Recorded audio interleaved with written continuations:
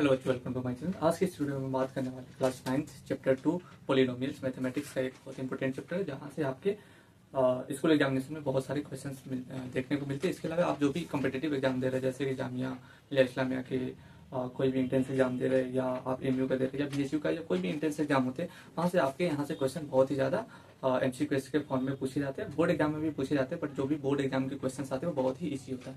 तो सबसे पहले हम अपना इंट्रोडक्शन दे रहे हैं।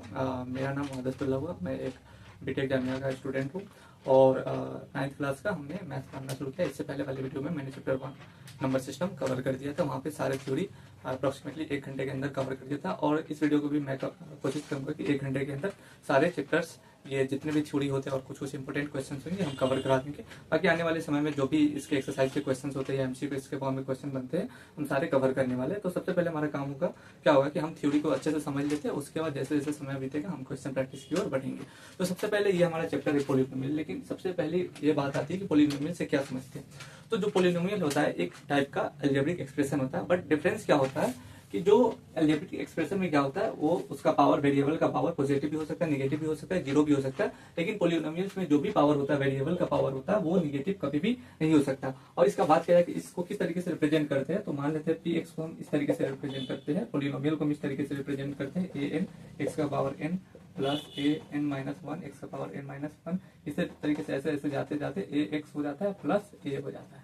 तो इस तरीके से हम पॉलिनोमियल को रिप्रेजेंट करते हैं। और अलजेब्रिक एक्सप्रेशन क्या होता है, तो छोटा सा हम इंट्रोडक्शन दे देते हैं। अलजेब्रिक एक्सप्रेशन क्या होता है कि वेरिएबल और कांस्टेंट को एक साथ जब कंबाइन किया जाता है और टर्म्स के फॉर्म में वो जब लिखते हैं, तो उसे हम अलजेब्रिक एक्सप्रेशन बोलते हैं। और पॉलिनोमियल्स क्या होता है, एक तरीके का अलजेब्रिक एक्सप्रेशन का एक टाइप होता है, जिसमें हम पावर को निगेटिव कभी भी नहीं रख सकते हैं। और जबकि अलजेब्रिक एक्सप्रेशन में क्या होता है, हम पावर को निगेटिव भी रख सकते हैं, पावर को जीरो भी रख सकते हैं। पॉलिनोमियल में भी पावर हम जीरो रख सकते हैं, बट निगेटिव कभी भी नहीं रख सकते। तो ये जो डेफिनेशन मैं उम्मीद करते हैं कि आपको समझ में आ गया होगा कि क्या होता है पॉलिनोमियल। अब polynomial is a special type of algebraic expression in which variable power can not be negative. इसके बाद अगर इसको किस तरीके से रिप्रेजेंट किया जाता है, तो इसको इस तरीके से रिप्रेजेंट किया जाता है पॉलिनोमियल को, अगर एक्स के फॉर्म में अगर वेरिएबल है तो। और यहाँ से एक और बात आती है कि हमने अभी मैंने बता दिया है कि पॉलिनोमियल और अलजेब्रिक एक्सप्रेशन में क्या डिफरेंस आता है। अब नेक्स्ट बात आती है कि ये एक्सप्रेशन क्या होता है और इक्वेशन क्या होता है, और दोनों में क्या डिफरेंस है। हम लोग बहुत बार पढ़ चुके होते हैं कि क्वाड्रेटिक इक्वेशन होता है, ये होता है, वो होता है, बट एक्चुअल में हमें एक्सप्रेशन क्या होता है और इक्वेशन क्या होता है, हमें डिफरेंस पता ही नहीं होता। तो चलिए हम बताते हैं क्या डिफरेंस होता है, छोटा सा। जैसे कि हम बता रहे हैं एक्सप्रेशन क्या होता है, जैसे एक्स स्क्वायर माइनस 2x लिख दी, तो ये अगर इसी फॉर्म में है, या ऐसे लिख देते हैं P X is equal to X square, P X square is equal to P X is equal to X square minus 2x, तो ये हो गया एक्सप्रेशन फॉर्म में। लेकिन अगर यही P X is equal to X square minus 2x is equal to zero, अगर is equal to zero आ जाए, मतलब इक्वलिटी आ जाए, तो इसको हम क्या बोल देते हैं, इक्वेशन बोल देते हैं। तो बस इतना ही छोटा सा डिफरेंस है कि एक्सप्रेशन में इज इक्वल टू नहीं आता है, जबकि इक्वेशन में इज इक्वल टू आ जाता है। और जैसे इज इक्वल टू आ गया, मतलब इधर वाला टर्म इज इक्वल टू इधर वाला LHS is equal to RHS आ जाता है। और जैसे इक्वेशन आता है, वहां पे हमारा कंसेप्ट यूज हो जाता है, LHS is equal to RHS proof करना हमें हो जाती है। उसके बाद हम बात करते हैं, अच्छा एक पॉलिनोमियल का जैसे एग्जांपल ले लेते हैं। यहाँ पे मैंने लिखा है, ये भी एक पॉलिनोमियल का एग्जांपल है, और ये अलजेब्रिक एक्सप्रेशन का भी एग्जांपल है। लेकिन जैसे कि एक आता है एक्स का पावर माइनस 2 प्लस 2x कर देते हैं, तो ये अलजेब्रिक एक्सप्रेशन है, बट ये पॉलिनोमियल नहीं है। ये अलजेब्रिक एक्सप्रेशन भी है, ये पॉलिनोमियल भी है। तो इससे क्या पता चलता है कि जो पॉलिनोमियल होता है और सबसेट ऑफ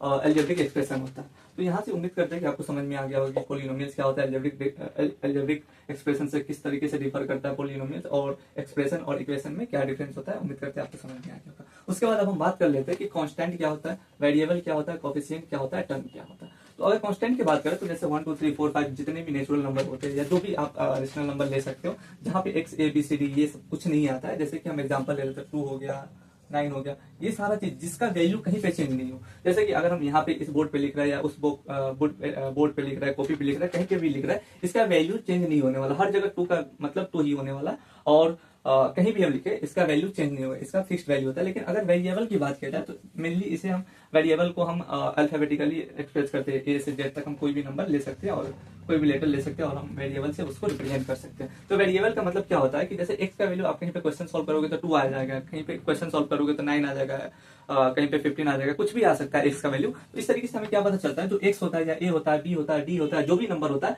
उसका वैल्यू समय समय के हिसाब से, क्वेश्चन के हिसाब से उसका वैल्यू चेंज होते रहता है। दैट्स व्हाई हम इसे वेरिएबल बोलते हैं। अब कोएफिशिएंट क्या होता है, जैसे कि हम यहाँ पे लिखे माइनस 2x, माइनस क्या लिखे, -2x। तो -2x में अगर बात किया जाए कि इसका कोफिशिएंट कितना है, तो ये -2 है, ये इसका कोफिशिएंट आ गया। मतलब वेरिएबल के आगे जो भी नंबर लिखा हुआ है उसे हम वेरिएबल के आगे जो भी कांस्टेंट लिखा है या नंबर लिखा गया हम उसे क्या बोल देते हैं, कोफिशिएंट बोल देते हैं। और टर्म की बात करते हैं, टर्म क्या होता है, जब हम इन सारी अलजेब्रिक एक्सप्रेशन को हम लिखते हैं तो जो जैसे कि एक एग्जांपल ले लेते हैं, 5x² - 3x + 4। तो ये अलजेब्रिक एक्सप्रेशन है ना, हम टर्म्स को ऐड कर करके लिखते हैं, मतलब टर्म्स को जोड़ जोड़ करके लिखते हैं। तो एक टर्म आपका यहाँ पे हो गया, ये माइनस है, हाँ, एक टर्म यहाँ तक, तो इसमें 3 टर्म्स होते हैं। और टर्म क्या होता है कि एक तरीके से हम देखा जाए तो summation of constant and variables को जब हम एक जगह लिखते हैं तो उसे हम टर्म्स बोलते हैं। तो उम्मीद करते हैं जो भी बेसिक इंट्रोडक्शन है आपका पॉलिनोमियल चैप्टर का आपको समझ में आ गया होगा। अब हम आगे बढ़ते हैं, अब हम पढ़ते हैं, क्या पढ़ते हैं कि टाइप्स ऑफ पॉलिनोमियल्स क्या क्या होता है, क्या क्या होता है उसके बारे में हम पढ़ लेते हैं। 1 सेकेंड।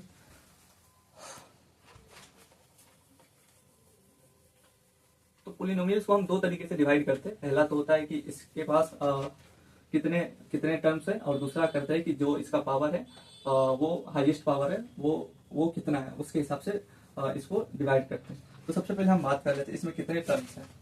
नंबर ऑफ टर्म्स के हिसाब से हम इसे डिवाइड करते हैं, नंबर ऑफ टर्म्स के हिसाब से हम इसे डिवाइड करते हैं। तो पहला होता है ए होता है, इसे हम बोलते हैं मोनोमियल बोलते हैं। क्या बोलते हैं, मोनोमियल बोलते हैं, मोनोमियल। इसमें बेसिकली एक ही टर्म होता है, 1 टर्म, और ये टर्म कुछ भी हो सकता है, जरूरी नहीं है। जैसे एग्जांपल हम ले लेते हैं, 3 भी हो सकता है, x भी हो सकता है, 3x³ भी हो सकता है, या -5x² भी हो सकता है। तो ये ना मोनोमियल का ये सारा एग्जांपल है। उसके बाद हम बात करते हैं बाइनोमियल का। क्या बात करते हैं, बाइनोमियल।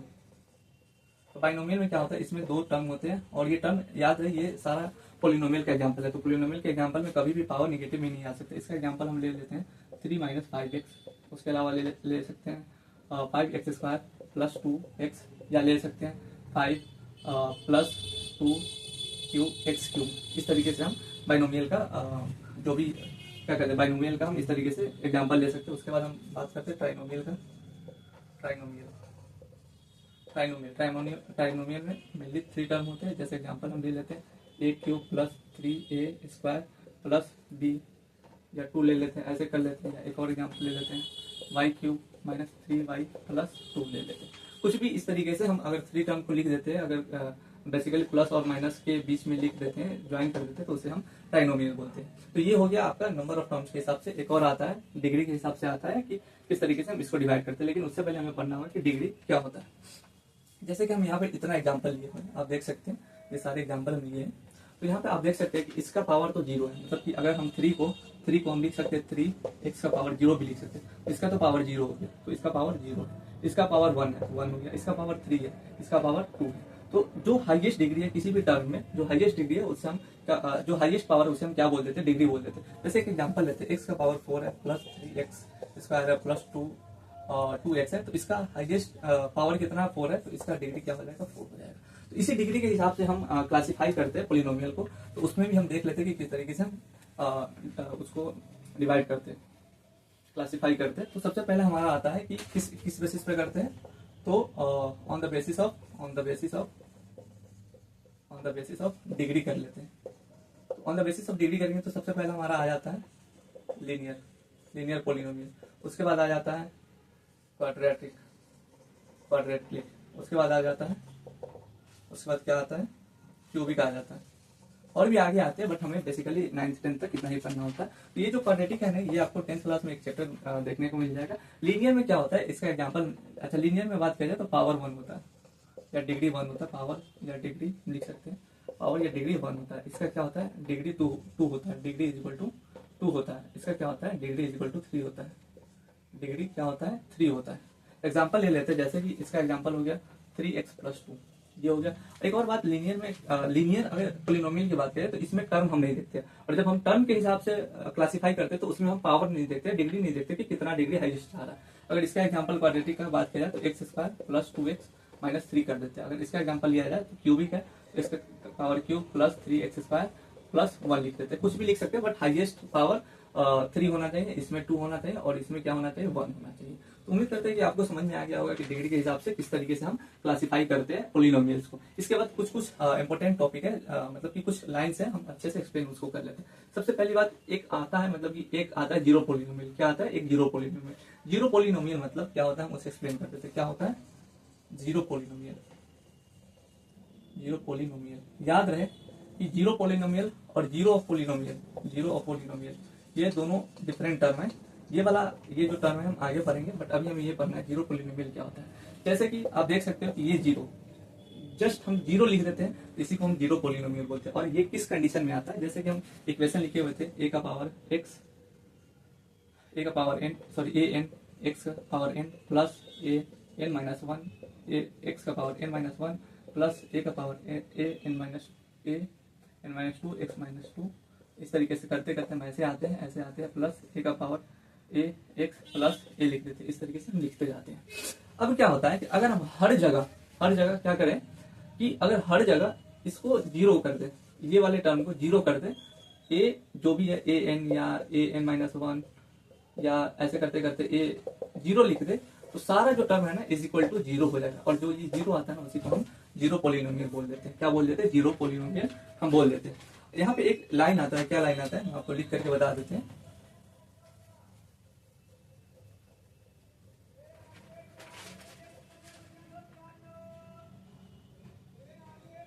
अच्छा, द डिग्री ऑफ a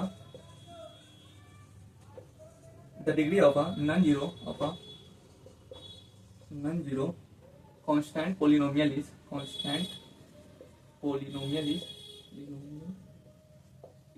क्या होता है? जीरो होता है। और वही the degree of zero polynomial is not defined. अब क्या होता है इस दोनों सेंटेंस हम समझते हैं। जैसे कि इसका एक एग्जांपल लेते हैं, कोई भी एक नॉन जीरो पोलिनोमियल है, जैसे कि 5 ले लेते हैं, तो 5 को हम क्या एक्स की पावर जीरो लिख सकते हैं, बिल्कुल लिख सकते हैं। तो ये क्या होता है कि इसका हाईएस्ट डिग्री कितना हो गया? जीरो हो गया। इस यहाँ पे क्या लिखा गया है कि the degree of a non zero constant polynomial is zero. वही अगर बात किया है कि जीरो पोलिनोमियल का जो डिग्री होता है वो हम डिफाइन ही नहीं कर सकते। फॉर एग्जाम्पल जीरो है यहाँ पे, अब हम यहाँ पे एक्स का पावर 5 भी लिख दे जीरो, एक्स का पावर 4 लिख दे जीरो, एक्स का पावर 11 लिख दे, क्या हमें पता चल पाएगा कि इसका पावर हाईएस्ट क्या हो सकता है? क्योंकि हर चीज का तो वैल्यू जीरो है, तो हमें पता ही नहीं चलता कि इसका हाईएस्ट पावर कितना है। दैट्स व्हाई हम बोल देते हैं कि जो हाईएस्ट डिग्री होता है जीरो पोलिनोमियल का वो हम डिफाइन ही नहीं कर सकते। इसके बाद हम थोड़ा सी अच्छे से कुछ चीज देख लेते हैं। तो यहाँ तक हमारा एक छोटा सा इंट्रोडक्शन जो था हमारा सारा कुछ कंप्लीट हो चुका है। अब यहाँ से ना जो भी हम टॉपिक करेंगे वहां से बहुत सारे क्वेश्चन हम प्रैक्टिस करने वाले। तो अब नया एक टर्म आता है, क्या आता है? जिसे हम बोलते हैं जीरो ऑफ द पोलिनोमियल। अभी तक हमने क्या पढ़ा था? जीरो पोलिनोमियल पढ़ा था। अब हम पढ़ने वाले जीरो ऑफ द पोलिनोमियल, और उसमें एक और आता है रूट ऑफ द पोलिनोमियल। दोनों में क्या डिफरेंस होता है हम कवर करने वाले। एक आता है zero of polynomial,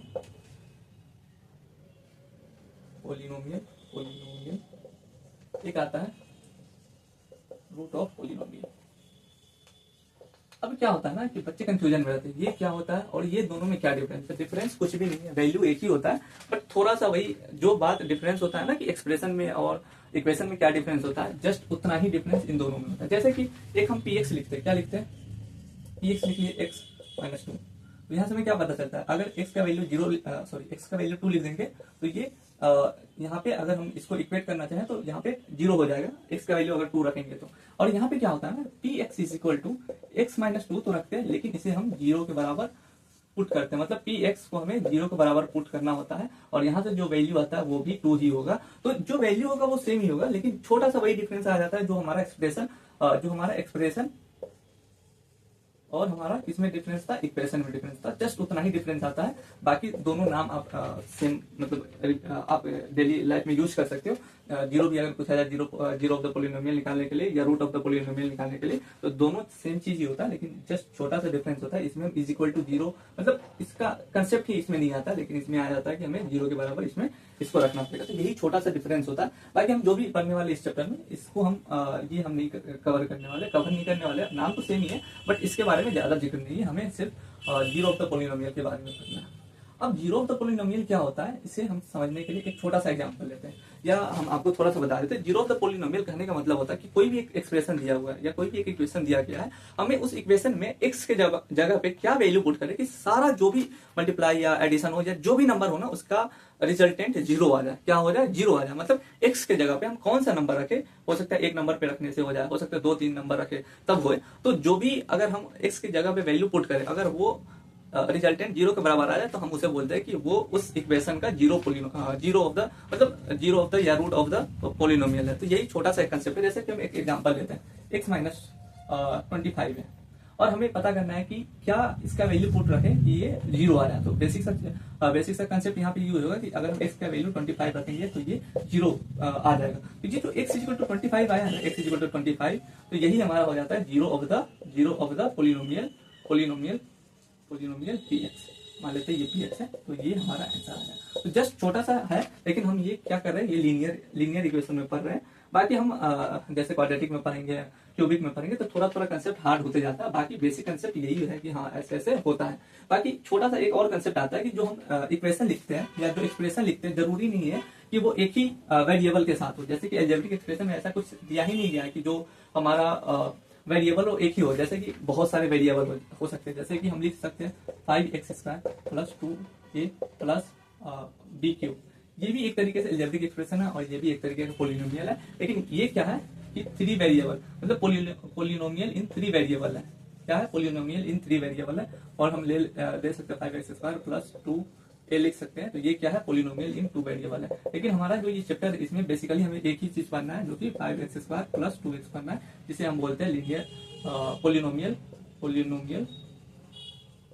in 1 variable हम बोलते हैं। तो हमें बस ये वाला पढ़ना है। बाकी ये वाला आगे हो सकता है इन द फ्यूचर पढ़ना पड़े, बट इस चैप्टर में बस हमें यही पढ़ना है कि हाँ पोलिनोमियल इन 1 वेरिएबल पढ़ना है। तो यहाँ तक उम्मीद करते हैं कि आपको कंसेप्ट समझ में आ गया होगा। अब धीरे धीरे हम आगे बढ़ते हैं और जैसे जैसे हम आगे बढ़ेंगे, आपकी अभी तक जितना भी हम पढ़ाए ना, आपके बोर्ड एग्जाम में कुछ भी नहीं आने वाला है, कुछ नहीं आने वाला। ना इस एग्जाम बोर्ड एग्जाम में ना आपसे डिफिनेशन पूछे जाते हैं, कुछ भी नहीं पूछे जाते हैं। अब जो हम पढ़ेंगे ना, वहां से आपका कंसेप्ट यूज होगा और वहां से आपके कॉम्पिटिटिव एग्जाम में क्वेश्चन पूछे जाएंगे, या उसके अलावा आपके जो भी बोर्ड एग्जाम या स्कूल एग्जाम के लिए तैयारी कर रहे हैं, तो वहां से आपके कंसेप्ट पूछे जाते हैं।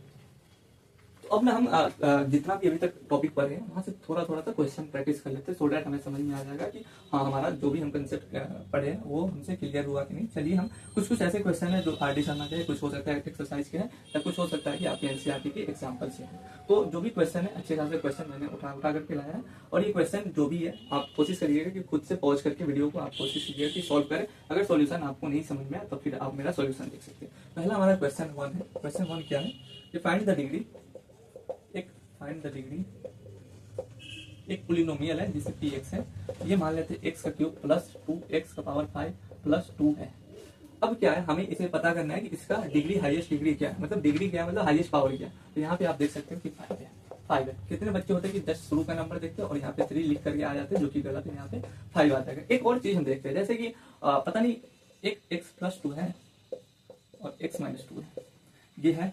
तो कितना बच्चे क्या करते हैं कि ये ना, देखो जो भी हम डिग्री निकालते हैं, तो ये ना हम कोशिश करते हैं प्लस माइनस के बीच में रखें, मतलब प्लस माइनस से वो कनेक्टेड हो, टर्म्स कनेक्टेड हो। लेकिन यहाँ पे आप देख सकते हो कि मल्टीप्लाई से कनेक्टेड है। तो हमें इसे ना कोशिश करना चाहिए कि इसे सिंपलेस्ट फॉर्म में लाने के लिए। तो यहाँ पे क्या, कौन सा फॉर्मूला यूज होगा? ए प्लस बी, ए माइनस बी क्या होता है? ए स्क्वायर माइनस बी स्क्वायर होता है। ये फॉर्मूला उम्मीद करते हैं आपको समझ में आता होगा, याद भी होगा कि हाँ कैसे ये सारा चीज आता है। तो अगर हम इसे अच्छे से सिंप्लीफाई करेंगे तो ये आ जाएगा एक्स स्क्वायर माइनस 4 हो जाएगा। और यहाँ पे हाईएस्ट डिग्री क्या है? 2 है। और कुछ नादान बच्चे होते हैं, वो क्या करते हैं कि इसका पावर 1 होता है, तो ये डायरेक्टली 1 लिख देते हैं। यहाँ भी 1 होता है, यहाँ पे भी 1 लिख देते हैं। क्योंकि ये छोटी छोटी चीजें होती है जो आपको अच्छे से ध्यान में रखना होगा कि हाँ यहाँ पे भी क्वेश्चन गलत हो जाते हैं। तो ये दोनों अच्छा एग्जाम्पल है जहाँ से आप सीख सकते हो कि हाँ इस तरीके से भी डिग्री निकालने के लिए बोला जाए तो रीअरेंज करके हमें अच्छे तरीके से सिंप्लीफाई करके हमें क्वेश्चन सॉल्व करना पड़ेगा। उसके बाद क्या है कि कुछ आपको पोलिनोमियल देते हैं, मतलब अलजेब्रिक एक्सप्रेशन देते हैं, और आपको पता करना है कि इसमें जो भी अलजेब्रिक एक्सप्रेशन है वो पोलिनोमियल है कि नहीं है। जैसे कि हम आपको दे रहे हैं, फर्स्ट ले लेते हैं, आपको पता करना है कि पोलिनोमियल है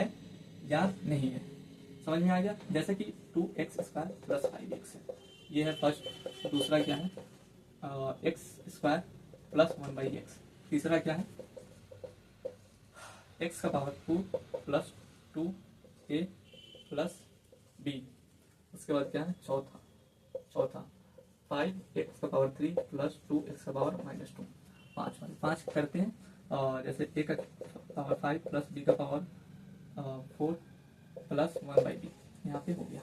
अब हमें पता करना है कि कौन सा इसमें पोलिनोमियल है या नहीं। अगर हम पोलिनोमियल की डेफिनेशन पे जाए तो पोलिनोमियल का डेफिनेशन क्या बताया गया था कि जो भी पावर होगा वो निगेटिव नहीं हो सकता। बस इतना ही कंसेप्ट याद रखना है कि जो भी पावर होगा वो निगेटिव नहीं हो सकता। इसमें देख सकते हैं कि ये पॉजिटिव पावर है, ये भी पॉजिटिव पावर है, मतलब ये पोलिनोमियल है।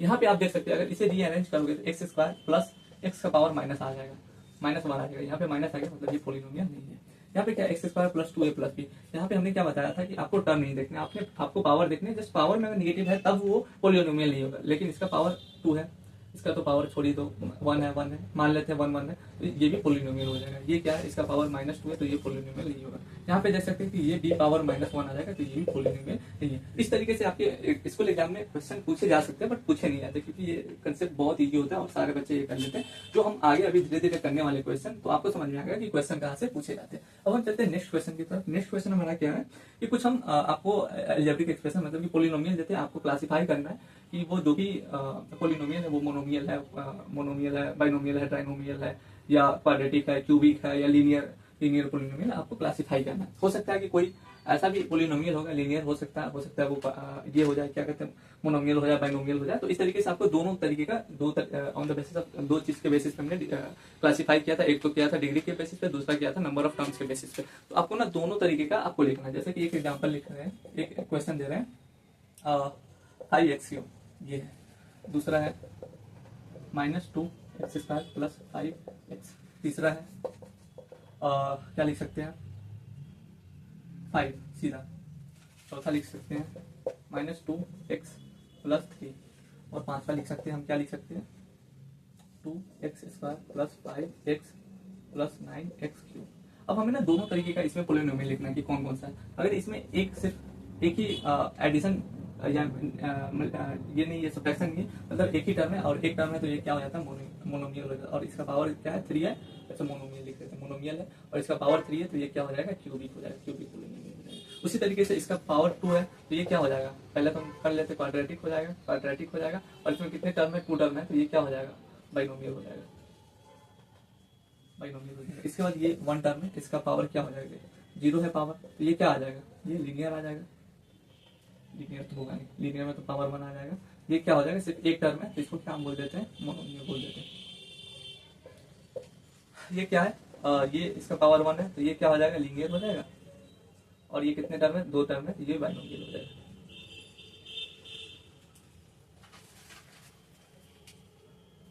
उसके बाद हम देखते हैं ये इसमें 3 टर्म है तो ये क्या हो जाएगा ट्राइनोमियल हो जाएगा, ट्राइनोमियल हो जाएगा। और इसका पावर क्या है, हाईएस्ट 3 है तो ये क्या हो जाएगा क्यूबिक हो जाएगा।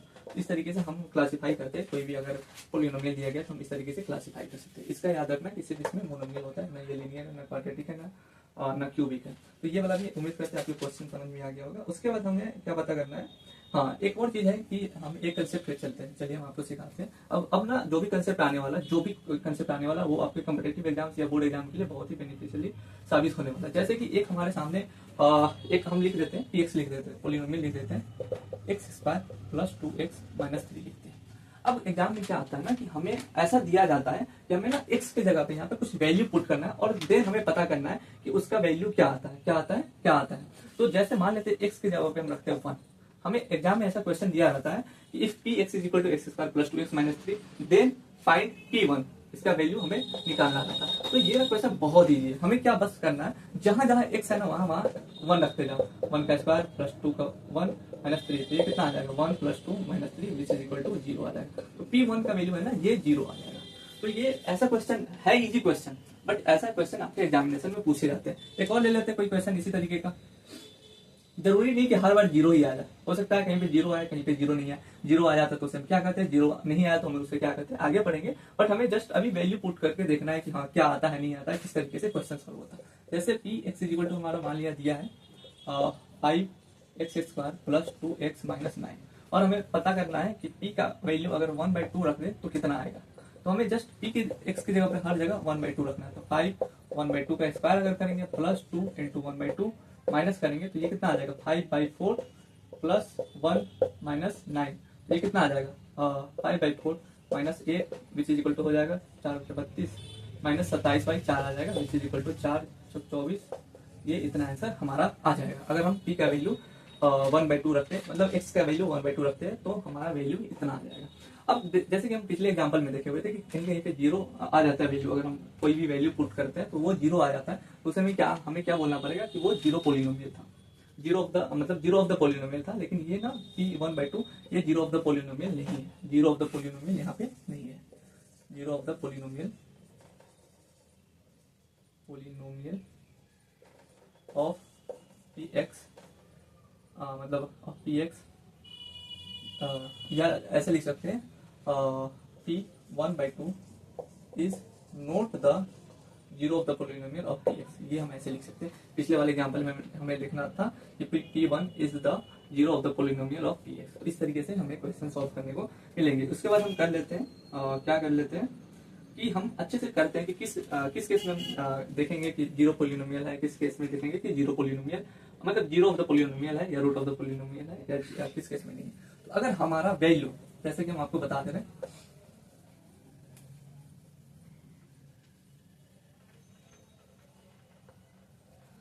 जैसे कि हमारा एक वैल्यू मान लेते पी एक्स, यहाँ पे पी एक्स का वैल्यू है x square plus 3x plus 2 है। अगर हम कोई वैल्यू ऐसा रखें जो इक्वेट करने के बाद, मान लेते पी का वैल्यू कोई ऐसा रखें जो अगर इक्वेट करने के बाद इसका वैल्यू एक्स के जगह पे ए रखने के बाद अगर जीरो आ जाए, जैसे अगर a square plus 3a plus 2 is equal to zero हो जाए, तो हम उसे क्या बोलेंगे, ये जीरो ऑफ द पोलिनोमियल है। लेकिन अगर मान लेते B square plus 3b plus 2 है which is not equal to zero, ये हमारा जीरो ऑफ द पोलिनोमियल नहीं है। तो इसी से हमें पता करना होता है, अगर जीरो आ गया तो वो पोलिनोमियल है, जीरो ऑफ द पोलिनोमियल है पीएक्स का। अगर जीरो नहीं आता तो हम उसे बोलते हैं जीरो ऑफ द पोलिनोमियल नहीं है पीएक्स का। अब हम आगे चलते हैं, एक हमारा 2-3 थ्योरम है, हम उस पर कवर करते हैं फैक्टर थ्योरम। तो सबसे पहले हम देख लेते हैं फैक्टर थ्योरम क्या होता है। डेफिनेशन इस चैप्टर में कोई भी काम नहीं आने वाला, एक भी डेफिनेशन आपके क्वेश्चन में काम नहीं आने वाले हैं, एक भी नहीं आने वाले। तो डेफिनेशन आप याद ही मत करो, जस्ट हम लिख दे रहे हैं, समझाने के लिए लिख दे रहे हैं। तो अब हम नेक्स्ट टॉपिक कवर करने वाले हैं जिसका नाम है हमारा फैक्टर थ्योरम। तो सबसे पहले हम देख लेते हैं कि फैक्टर थ्योरम क्या करते हैं। और एक और बात, आपको ये डेफिनेशन याद नहीं करना है, जस्ट आपको समझाने के लिए हम डेफिनेशन लिख रहे हैं। If px is a polynomial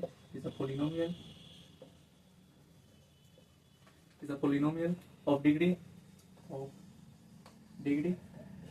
n greater than or equal to 1 and a is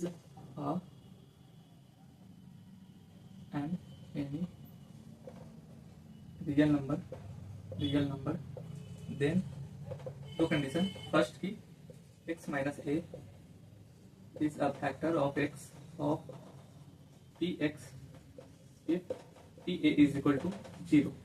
दूसरा कंडीशन, इसका रिवर्स क्या हो जाता है, if pa is equal to 0 if x minus a is a factor of px। अब इसका मतलब क्या हम समझ लेते हैं। फैक्टर थ्योरम क्या कहने का, इसके कहने का मतलब होता है, अगर कोई एक हम पोलिनोमियल ले लेते हैं, जैसे px इज इक्वल टू ले लेते हैं 2x square minus 5x, x square minus 5x plus 6 हम ले लेते हैं। इफ px ले लेते हैं x square minus 5x plus 6 is a polynomial of degree n greater than 1 और इक्वल टू 1 या ग्रेटर देन 1। तो यहाँ पे हम 2 ले लिए। And a is any real number, मान लेते हैं कि a एक कोई रियल नंबर है। और नेक्स्ट कंडीशन क्या बोला गया कि x minus a is a factor of px if pa is equal to 0। मान लेते हैं pa का वैल्यू हम ले लेते हैं, यहाँ पे 2 ले लेते हैं, क्या ले लेते हैं 2 नहीं लेते हैं, क्या ले सकते हैं 3 ले लेते हैं। अगर 3 मान लेते हैं, if a is equal to 3 मान लेते हैं, तो ये 3 3 9 हो गया, minus 15 plus 6 which is equal to 0। तो अगर pa का वैल्यू 0 आ जाए, इससे में क्या पता चलता है कि x minus 3 is the factor of x square minus 5x plus 6। इसके कहने का मतलब जस्ट इतना ही होता है। अब हम देखेंगे कि इसका क्वेश्चन कैसे सॉल्व होता है, आगे हम देखेंगे। बट आपको उम्मीद करती है कि आपको डिफिनीशन समझ में आ गया होगा। और डिफिनीशन आपको न रटना है, न याद करना है, कुछ भी नहीं करना है, जस्ट आपको देख लेना है कि इस तरीके से हम इन चीजों को समझते हैं कि ऐसे ऐसे हम कर सकते हैं। पहला कंडीशन क्या है, अगर x minus A is a factor of px if pa equal to 0, या अगर pa 0 हो जाए तो xa माइनस b फैक्टर होगा px का। दोनों सेम चीज है, जस्ट उसको क्या कहते हैं, इनवर्स कर दिया, बाकी सेम चीज है। उम्मीद करते हैं आपको समझ में आ गया होगा कि इसके कहने का मतलब क्या है। जैसे एक और एग्जांपल लेते हैं,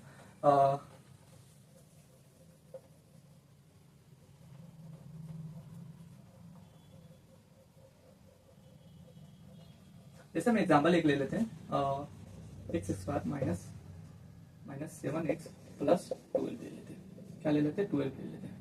अब हमें पता करना है कि फैक्टर थ्योरम से हमें पता करना है कि क्या ये इसका जीरो पोलिनोमियल कौन कौन सा नंबर हो सकता है। तो सबसे पहले हमें पता करने के लिए ना, ये जो 12 है इसे ना हम इस तरीके से लिख सकते हैं, 12 को हम क्या लिख सकते हैं, 1 इंटू 12 कर सकते हैं, और याद रहे कि -1 इंटू 12 भी हो जाएगा, इस -1 इंटू -12 भी हो जाएगा। इस तरीके से हम देख सकते हैं। और 2 इंटू 6 हो जाएगा, 3 इंटू 4 हो जाएगा, तो +-2 हो जाएगा, इंटू +-6 हो जाएगा, इस तरीके +-3 हो जाएगा, +-4 हो जाएगा, यहाँ पे +-, इस तरीके से भी हम कर सकते हैं। बट हमें क्लियरली दिख रहा है कि ये ना इस तरीके से हो जाएगा, इस तरीके से हो जाएगा। तो हम ना चेक करते हैं, अगर हम यहाँ पे 3 लेते हैं और 4 लेते हैं, हमें सब सारा कुछ चेक करना होता है, बट हमें थोड़ा दूर से ही दिख जाता है कि नहीं ये वाला आंसर सही हो जाएगा। तो अगर हम पी एक्स के जगह पे, पी एक्स हमारा दिया हुआ है x² - 7x + 12, तो अगर हम 3 रखते हैं और 4 रखते हैं, पी की जगह पे 3 रखेंगे तो 3 3 9 -7 इंटू 3 + 12 करेंगे तो ये हमारा वैल्यू 0 आ जाएगा। तो ये 0 पोलिनोमियल हो गया। उसी तरह 0 ऑफ द पोलिनोमियल इस इक्वेशन का हो गया। और किस मेथड से हम ये निकाल रहे हैं, तो ये फैक्टर थ्योरम से निकाल रहे हैं। इसके बाद 4 अगर पुट करेंगे तो 4 का स्क्वायर -7 इंटू 4 + 12 करेंगे तो 4 × 16 + 12 -28, ये भी 0 हो जाएगा। तो ये हम देख चुके हैं कि ये फैक्टर थ्योरम से हम किस तरीके से क्वेश्चन सॉल्व करते हैं। आगे भी क्वेश्चन हम लाए हैं, वहां पे चलेंगे, बट उससे पहले हम थोड़ा सा देख लेते हैं। अच्छा, क्वेश्चन यहीं पे हम देख लेते हैं। Check whether x + 2 is a factor of x का पावर 3 + 5x + 6 एंड 2x + 4। हम चेक करते हैं कि ये जो x + 2 है फैक्टर है कि नहीं। तो इसको करने से पहले ना देखो, एग्जाम में है ना, जरूरी नहीं कि आपको दिया रहे कि आपको इसी मेथड से करना है। सबसे आसान तरीका होता है कि हम रिमाइंडर थ्योरम से करें। और रिमाइंडर थ्योरम क्या होता है हम अभी पढ़ लेते हैं, उसके बाद ये सारे क्वेश्चन बहुत इजीली आपसे सॉल्व हो जाएंगे। रिमाइंडर थ्योरम के बारे में हम थोड़ा सा डेफिनेशन देख लेते हैं। अब हम देखते हैं रिमाइंडर थ्योरम क्या होता है। If Px be any polynomial of degree, if Px be any polynomial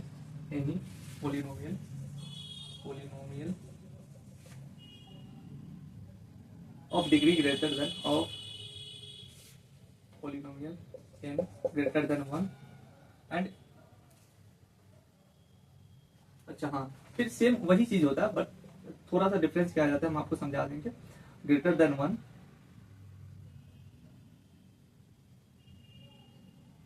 if Px is divided by x minus a, then remainder is P। Just इतना ही है, इसमें कुछ नहीं है। जैसे कि एग्जांपल हम लेते हैं कि x, फिर सेम एग्जांपल ले लेते हैं x² - 5x + 6 ले लेते हैं। अब इसके कहने का क्या मतलब है कि हम p a के जगह पे कुछ रख लेते हैं, a के जगह पे हम कुछ भी रख लेते हैं। जैसे कि मान लेते 3 रख लेते हैं, 1 दोनों चेक करते हैं, फिर 3 रखेंगे तो ये क्या आ जाएगा, 3 का स्क्वायर -5 इंटू 3 + 6, तो ये हो जाएगा 9 + 6 - 15, ये तो 0 आ गया। इससे क्या पता चलता है, ये जो रिमाइंडर थ्योरम से यूज किए हैं, इससे पता चलता है कि ये 0 पोलिनोमियल ऑफ द Px है। लेकिन अगर P1 करेंगे, 1 का स्क्वायर -5 इंटू 1 + 6 करेंगे तो ये कितना आ जाएगा, 167 - 5 करेंगे तो 2 आ जाएगा। तो इससे क्या पता चलता है, P1 is not the factor of, या P1 is not the 0 polynomial of Px।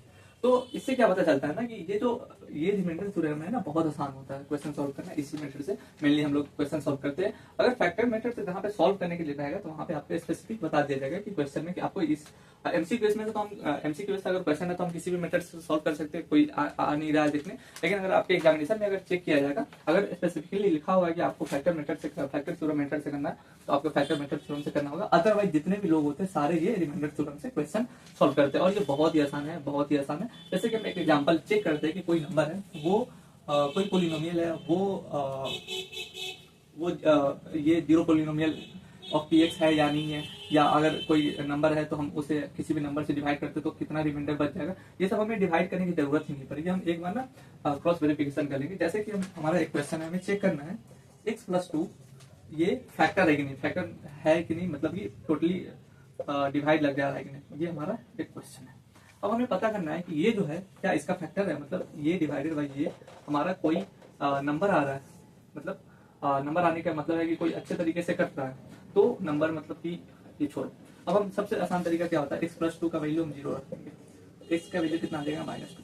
अब Px = हमारे क्या है क्वेश्चन में, x³ + 5x + 6 है। अब x³ x के जगह -2 का क्यूब करेंगे, +5 -2 + 6 करेंगे तो -8 -10 + 6, ये कितना आ जाएगा हमारा, -12 आ जाएगा। तो इससे क्या हमें पता चलता है कि ये पूरी तरीके से डिवाइड नहीं लगेगा, कहीं ना कहीं अगर हम इसे डिवाइड करेंगे तो -12 हमारा फाइनल में रिमाइंडर आ जाएगा। चलिए हम चेक भी कर लेते हैं एक बार। अगर x प्लस 2 को हम डिवाइड करते हैं x cube plus 5x plus 6 से तो हम चेक करते हैं एक्स स्क्वायर से हो जाएगा x cube plus 2x square plus 2x square. यहाँ से ये कटेगा तो ये माइनस 2x स्क्वायर आ गया प्लस 5x प्लस 6 आ गया। और माइनस 2x से करेंगे तो माइनस 2x स्क्वायर ये हो जाएगा माइनस 4x, यहाँ पे हो गया माइनस से माइनस करके ये 9x प्लस 6 आ गया। और यहाँ पे अगर हम करेंगे 9 से करेंगे तो 9x प्लस 18 आ जाएगा, क्या आ जाएगा 18। तो 9x से 9x कट गया, ये कितना आ जाएगा माइनस 12। तो यहाँ पे देख सकते हैं यहाँ भी माइनस 12 आ गया, यहाँ भी आ गया है। तो ये चैप्टर में ना रिमाइंडर थ्योरम से हम डायरेक्टली सॉल्व कर सकते हैं कि किसी भी पोलिनोमियल का कितना रिमाइंडर आ सकता है बिना डिवाइड किए हुए। आप डायरेक्टली भी डिवाइड कर सकते हो बट इसमें टाइम लगता है, इसमें टाइम नहीं लगता है। जैसे कि एक क्वेश्चन लेते हैं, बहुत बड़ा क्वेश्चन लेते हैं और हमें पता करना है कि वो क्वेश्चन वो जो पोलिनोमियल है कितना रिमाइंडर बचेगा, क्या रिमाइंडर बचेगा भी नहीं बचेगा, तो ये हमें पता करना है। जैसे कि चलिए हम लेते हैं और आप डिवाइड करने जाओगे तो उसमें लगभग 10 मिनट लग जाएंगे। जैसे कि हम एक क्वेश्चन ले लेते हैं, पी एक्स हम ले लेते हैं x power 5 plus 2x cube plus 2x square minus 2x minus 9, ये हम क्वेश्चन ले लेते हैं। और हमें पता करना है कि जो x प्लस 2 है ये हमारा इसका मतलब कि इसको अगर हम वैल्यू पुट करें, इससे डिवाइड करें तो कितना रिमाइंडर आ जाएगा। तो x प्लस 2 इक्वल टू 0, तो x इक्वल टू माइनस 2। अब माइनस 2 हर जगह पे रख देंगे, माइनस 2 का पावर 5 माइनस 2 का पावर 5 प्लस 2 माइनस 2 का पावर 3 प्लस 2 माइनस 2 का power square minus 2 power minus 2 से मल्टीप्लाई माइनस 9, ये हो गया। अब ये हो जाएगा माइनस 32, ये कितना आ जाएगा, 2 4 माइनस 16 हो जाएगा, ये आ जाएगा 4 गुना 8 आ जाएगा, प्लस हो जाएगा ये 4 हो जाएगा माइनस 9 हो जाएगा, 8 4 12 हो गया, 12 माइनस 32 9 41 41 16 हो गया 57, तो ये कितना आ जाएगा माइनस 45 आ गया।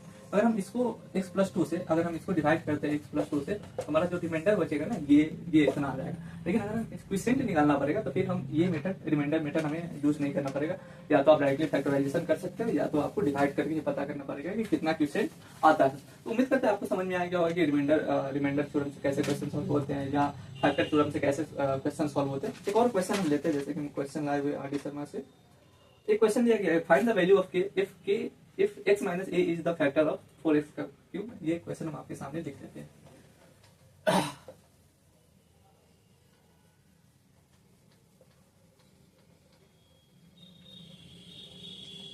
क्या है क्वेश्चन, हमें पता करना है कि कितना होगा अगर if x minus 1 is the factor of क्या है, x minus 1 is the factor of 4x cube plus 3x square minus 4x plus के, हमें इसका वैल्यू पुट करना है। तो यहाँ पे x माइनस 1 इक्वल टू 0 होगा तो x इक्वल टू 1 आ गया। अब हम ना इस पोलिनोमियल में रख देंगे 1, p1 का वैल्यू रखेंगे तो 1 4 1 का पावर क्यूब प्लस 3 1 का पावर स्क्वायर माइनस 4 1 प्लस के।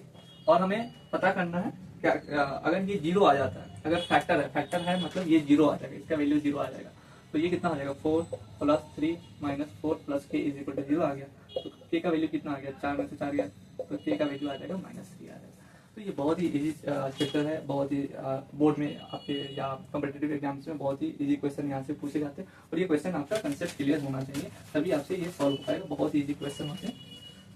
उसके बाद हमारा लास्ट जो टॉपिक है, लास्ट तो नहीं है बट ये जो थ्योरम वाला जो लास्ट टॉपिक है उसे हम बोलते हैं स्प्लिटिंग टर्म करके हम फैक्टराइज करते हैं कोई भी नंबर को। जैसे कि आई थिंक 8 क्लास में आप ये सब कर चुके होइएगा। जैसे कि एक है हमारा स्प्लिटिंग टर्म, स्प्लिटिंग मीटर का टॉपिक तो नहीं है, जस्ट एक नाम है, अब हम इसे समझते क्या होता है। जैसे क्वेश्चन है x square minus 7x plus 2, ये पी एक्स का वैल्यू दिया है इतना। अब हम क्या करते हैं ना, इसको स्प्लिट करते हैं। किस तरीके से स्प्लिट करते हैं, यहाँ पे 12 है तो 12 को हम इसको ऐसे कर सकते हैं, लिख सकते हैं 3 into 4। ये इसे हम क्या बोलते हैं, इसे बोलते हैं फैक्टर निकालना। और फैक्टर में हमें चेक करना है कि इन दोनों में से किसका सम या डिफरेंस कुछ भी करके इतना आएगा -7 आएगा। तो हमें क्लियरली पता चल रहा है कि -3 और -4 लेंगे तो इसका सम -7 आएगा। तो हम इसको x square -3x -4x plus 12 करेंगे तो x यहाँ से कॉमन लेंगे, x -3 आ जाएगा, -4 लेंगे तो x -3 आ जाएगा। तो इससे क्या पता चल रहा है, x -4 x -3, तो ये इज इक्वल टू हो जाता है हमारा x स्क्वायर -7x प्लस 12। इस तरीके से हम फैक्टराइज करते हैं, इसका फैक्टराइजेशन ये फैक्टर हो जाएगा। तो ये बहुत इजी टॉपिक है और उम्मीद करते हैं कि आप लोग 8th क्लास में अच्छे से पढ़ लिए होइएगा। तो ये टॉपिक हम यहीं पे खत्म करते हैं क्योंकि बहुत इजी टॉपिक है और इसमें ज्यादा कुछ ऐसा करने के लिए है नहीं।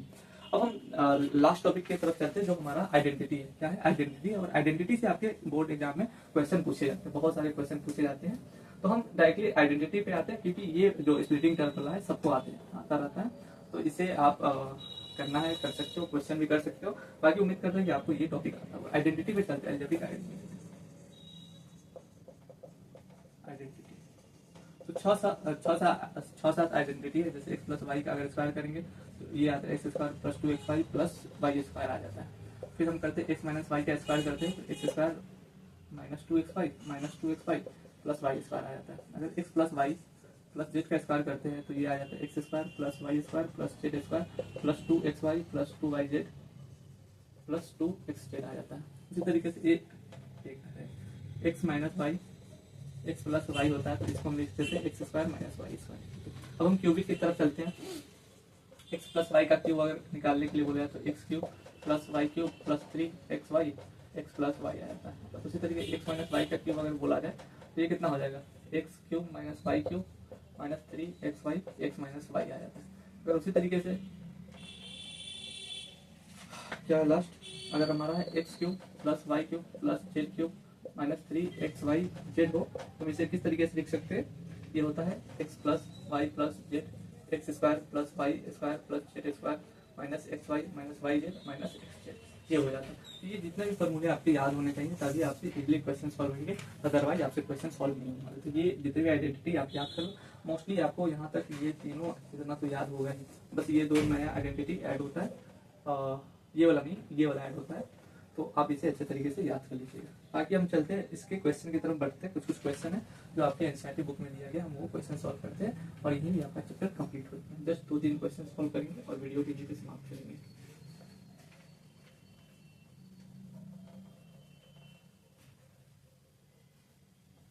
जैसे कि अगर आपके क्वेश्चन अगर ऐसे पूछे जाते हैं, एनसीईआरटी में क्वेश्चन दिया है 105 × 103 करना है, 103 से मल्टीप्लाई करेंगे तो इसको हम क्या लिख सकते हैं 100 प्लस 5 लिख सकते हैं। उसी तरीके से क्या लिख सकते हैं 102 प्लस 3 लिख सकते हैं। अब हमें क्या करना है ए प्लस बी, इसको हम इससे मल्टीप्लाई करेंगे एक बार, इसको एक बार इससे मल्टीप्लाई करेंगे, फिर इसको इससे एक बार करेंगे, फिर इसको एक बार करेंगे। तो ये आ जाएगा 10,000 प्लस 500 आ जाएगा प्लस 300 आ जाएगा प्लस 15 आ जाएगा। इसको हम अगर ऐड करके लिखते हैं तो ये 15 हो जाएगा, 5 3 8 हो जाएगा, ये इतना आ जाएगा। इसका फाइनल आंसर इतना आ जाएगा। ये बहुत इजी क्वेश्चन होते हैं। एक और क्वेश्चन आपका वॉल्यूम दिया गया है, जैसे आपका वॉल्यूम दिया गया है क्या दिया गया 3x स्क्वायर माइनस 12x आपके दिए गए और हमें लेंथ ब्रेथ और हाइट निकालना है। तो इसमें ऐसा कुछ स्पेसिफिक नहीं है कि यही लेंथ होगा ब्रेथ होगा हाइट होगा, जस्ट एक रैंडम हम कुछ भी ले लेते हैं। तो सबसे पहले हम इसमें 3 कॉमन ले लेंगे तो 3x स्क्वायर माइनस कितना हो जाएगा 4 हो जाएगा। और यहाँ से हमें क्या पता चलता है a minus b a plus b आ जाएगा तो x माइनस 2 आ जाएगा x प्लस 2 आ जाएगा। तो मान लेते हैं ये लेंथ हो गया, ये ब्रेथ हो गया, ये हाइट हो गया। तो यहीं पे आपका जो चैप्टर है आपका समाप्त होता है। बाकी जो भी क्वेश्चन होते हैं हार्ड लेवल के हम नेक्स्ट वीडियो में कवर करने वाले हैं और एमसीक्यूएस का भी हम क्वेश्चन सॉल्व करेंगे। सो दैट जो भी बच्चे एमयू का तैयारी कर रहे हैं स्पेशली क्लास 11 के लिए या बीएसयू या जहाँ भी कोई भी कॉम्पिटिटिव एग्जाम की तैयारी करें तो वहाँ से आपके क्वेश्चन बहुत इजीली सॉल्व हो जाएंगे। बाकी अगर वीडियो पसंद है तो अपने दोस्तों के साथ शेयर कर सकते हो। चलिए मिलते हैं वीडियो के साथ। जय हिंद जय भारत।